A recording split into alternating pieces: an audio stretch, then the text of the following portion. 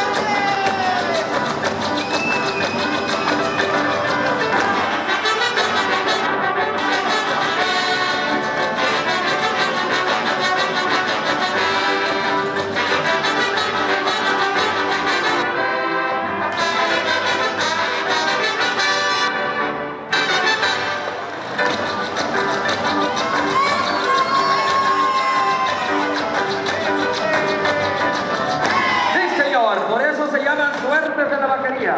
Con buena suerte terminan sobre el almud y con mala suerte abajo. Una, dos, tres.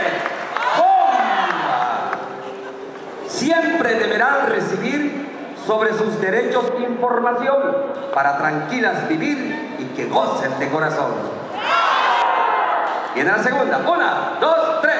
¡Bomba! Tener una vida digna se lo han de merecer. Son orgullo de nuestra raza, con derechos.